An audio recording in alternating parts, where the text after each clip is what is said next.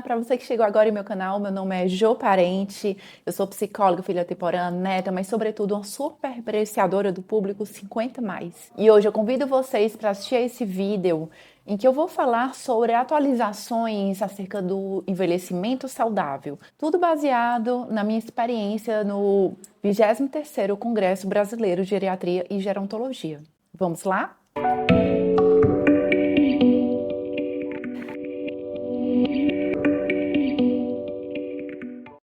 Então, envelhecimento saudável foi um conceito que permeou todo o Congresso Brasileiro de Geriatria e Gerontologia. Como eu já venho mencionada a diferença de geriatria e gerontologia, né? Geriatria é da área de saúde, gerontologia são todos aqueles profissionais, seja terapeuta ocupacional, seja o psicólogo como eu, gerontólogo, seja pessoas da educação física, fisioterapeuta, terapeutas ocupacionais, né, como eu havia dito, que tem o idoso como objeto de estudo e objeto de foco. O congresso, né, da pessoas da área de saúde, de humanas e mesmo exata e de direito também, tinha promotor de justiça, tinha gente da defensoria pública, que tem esse direcionamento para um envelhecimento saudável. E esse conceito que permeou todo o Congresso, ele é uma preocupação permanente, principalmente hoje que existe, né, o envelhecimento, que hoje já se fala até em quarta idade. Algo que me deixou muito feliz no Congresso foi sentir que todos nós estamos na direção certa. Todos nós estamos, sobretudo, na mesma direção, com os pensamentos muito alinhados, com preocupações muito parecidas, muito semelhantes, e reconhecendo a importância um do outro para uma prática integrativa de cuidado ao idoso. Reconhecendo, né, o sujeito, o indivíduo, como um sujeito de multicomplexidade e as multicomplexidades do próprio país, das culturas, nós não podemos pensar um indivíduo independente do seu ambiente, seja familiar ou seja cultural. Então, reconhecendo essa multicomplexidade, dá-se a importância de haver uma prática integrativa, multidisciplinar, interdisciplinar, de vários profissionais de diferentes áreas. A multicomplexidade é algo permanente nas discussões, reconhecendo que não existe uma prática única para todos os idosos, para todos os processos de envelhecimento, mas a ACP, que é a abordagem centrada na pessoa, a abordagem centrada em cada caso. E essa multicomplexidade traz muito a importância da minha abordagem. A minha abordagem é humanista, e a abordagem humanista pensa o sujeito dentro de uma realidade. Ele não pensa um sujeito independente da sua realidade. Ele pensa o sujeito imerso na realidade. Tanto é que Merleau-Ponty, Carl Rogers, eles pensam a ideia de um sujeito sem delineamento. Existe até pinturas de alguns quadros, como um Cézanne, que mostra esse sujeito sem delineamento, sem fronteiras. Algo que foi muito evidenciado também é como o sujeito ele é naturalmente ocupacional. Então, o sujeito precisa se manter numa saúde física e mental para se manter em ocupação. A ocupação, as atividades, elas vão organizando a vida do sujeito e vão organizando também o seu tempo. E a importância dessa pessoa de se autogerir para gerir o seu tempo no seu dia a dia. E agora eu vou falar 5 pontos relevantes, né, nessa minha participação no Congresso. O primeiro deles foi a ideia de uma certa retroalimentação entre a saúde mental e a saúde física, como eles são totalmente codependentes, né?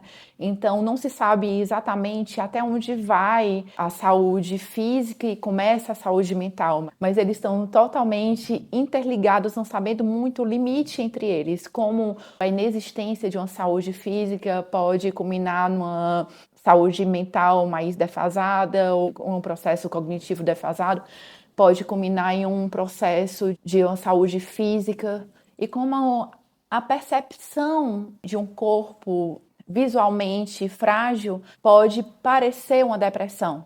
Quando você pensa, por exemplo, que o idoso pode estar deprimido, você pensa em uma certa remediação. Mas quando você pensa no idoso como uma pessoa que está em uma situação de saúde que pode estar se manifestando com um corpo em fragilidade, você já não pensa em remediar, mas em tentar trabalhar pontos para potencializar esse idoso. E isso é, inclusive, um pensamento base para se pensar as ILPIs, que são as casas de repouso, que antes era a ideia de um asilo para receber idosos deprimidos, frágeis e doentes. E agora tem as ILPIs, que são as casas de repouso, para se potencializar o idoso.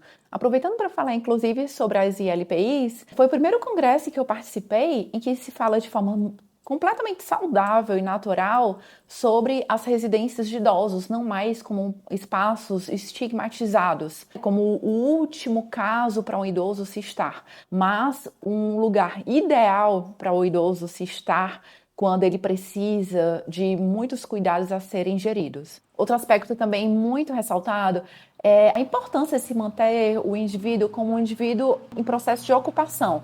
Não necessariamente seria um trabalho remunerado, mas uma ocupação de atividades ao longo de um dia, em que o idoso consegue organizar o seu dia, ter uma rotina, gerir o seu tempo e gerar um propósito, né, a partir dessas atividades de ocupação. Então, quando profissionais da área de saúde pensam em fazer um resgate de propósitos numa prática junto a um psicólogo para aquele idoso, o psicólogo pode resgatar, por exemplo, um repertório de atividades que o idoso costumava ter ao longo da sua vida, que eram importantes para ele ou que são importantes atualmente. Então, por exemplo, a idosa gosta de segurar o seu neto e precisa, então, resgatar isso como um propósito para aderir a uma fisioterapia. Então, a importância dessas práticas integradas, porque a idosa, por exemplo, resistia a fazer fisioterapia, não queria aderir à fisioterapia, mas é a partir do momento que a psicóloga entra e mostra valores atribuídos àquele tratamento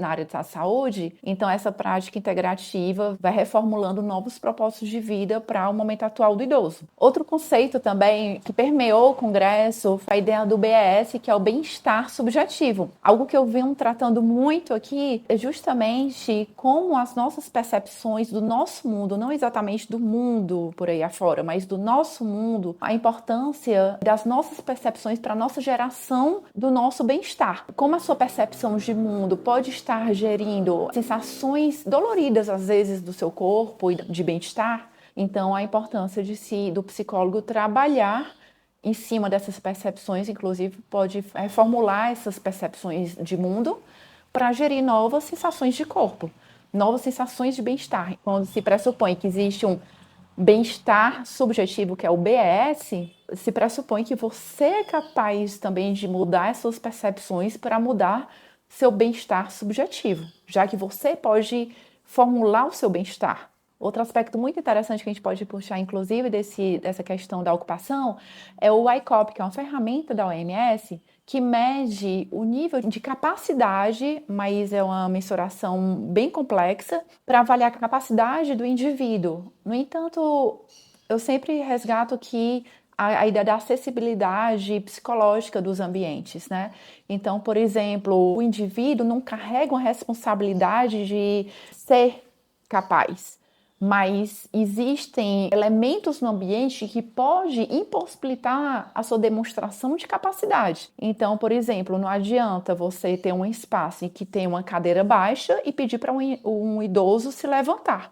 Ele vai demonstrar ali uma incapacidade, mas ele não carrega uma incapacidade.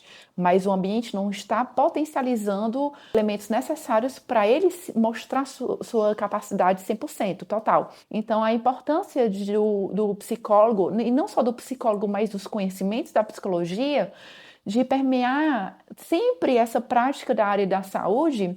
E isso foi muito destaque para se avaliar um idoso de forma tão completa e não de uma forma tão simplista. E aí vem a importância das organizações internacionais pensar o sujeito e, sobretudo, o sujeito idoso atualmente. Essa década foi decretada pela OMS, né, Organização Mundial da Saúde, como a década do idoso. Simultaneamente, a OMS está se reunindo com 194 países, reconhecendo que existe uma defasagem significativa, um gargalo gigantesco na preocupação na saúde mental e como é importante o envelhecimento saudável ter essa preocupação da saúde mental, porque o envelhecimento saudável não se pressupõe a ausência de demência, a ausência de doenças do corpo, mas o bem-estar, uma vida com significado, uma vida com objetivo, uma vida com propósito. Ele não reconhece o envelhecimento saudável só como ausência de doença. Aliás, aproveito para adiantar que no próximo vídeo vai falar sobre por que a OMS está decretando essa década como a década do idoso, o que tem por trás disso, qual foi a motivação, qual é a realidade mundial para estar vendo essa preocupação como emergencial.